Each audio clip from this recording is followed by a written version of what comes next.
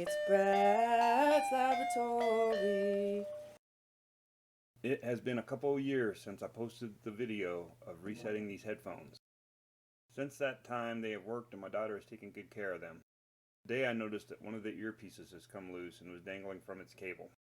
So it is time to finally take them apart and see what makes them tick and see if we can fix them. They are still working fine, so this is a mechanical problem only. I had a lot of comments in the last video. One of them was how to take the ear cushion off. It is as simple as pulling it to one side and just popping it off.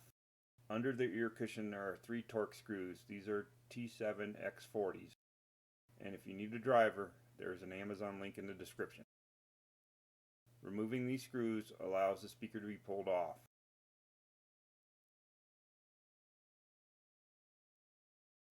There is a piece of tape holding down the speaker wire that I removed to allow the speaker to get further out of the way.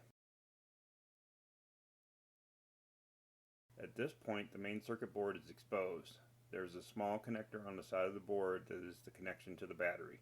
If the reset hasn't worked for you, unplug this cable, wait a few seconds, then plug it back in. This may reset the processor. I need to go a little deeper though, so I need to remove 2 more screws that are holding the circuit board down. These are tiny Phillips screws. I had a 1.5 by 30 millimeter screwdriver that worked.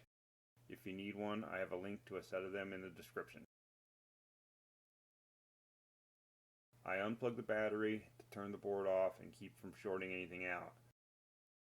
There is a small piece of foam tape covering the power LED that needs to be removed. I struggled a little getting the board out. I tried removing the cap on the volume control, but that didn't help any. In the end, I just needed to pry a little harder. I found a small piece of plastic under the board that had broken off and allowed the earpiece to come loose.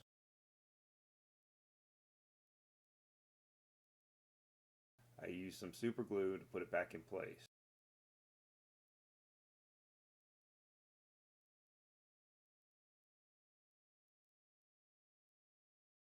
The next question that came up a lot in the last video was there are some reports that there was nothing under the hole in the earpiece. It didn't click when they put a paper clip in. During the filming of this video, I realized that the earpiece with the microphone has the same hole with no switch under it. If you're attempting to reset the headphones, make sure you remove the ear cushion on the side with the USB connection in the control. The microphone extension mechanism is pretty cool in an overcomplicated kind of way. The next issue was wires had rubbed through the outer jacket. I used liquid tape to repair this.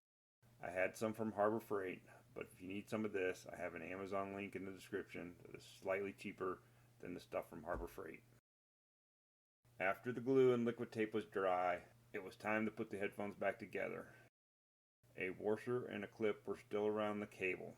Once the shaft was slid back through the earpiece, the washer slipped back on easily. The clip was not as easy.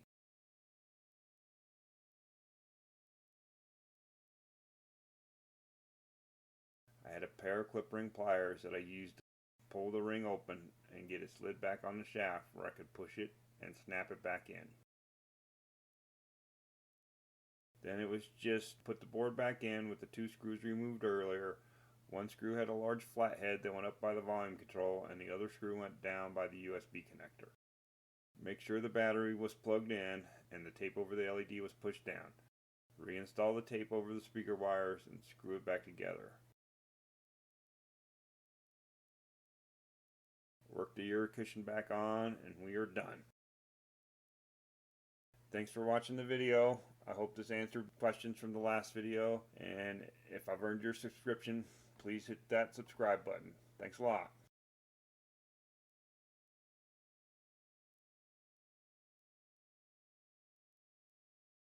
It's Brad's Laboratory. It's kinda crazy and a little bit weird, but it's gonna be awesome sauce, cause it's Brad's Laboratory. It's Brad's Laboratory. So grab a spot, you'll learn a lot, maybe even how to build a robot, cause it's Brad's Laboratory.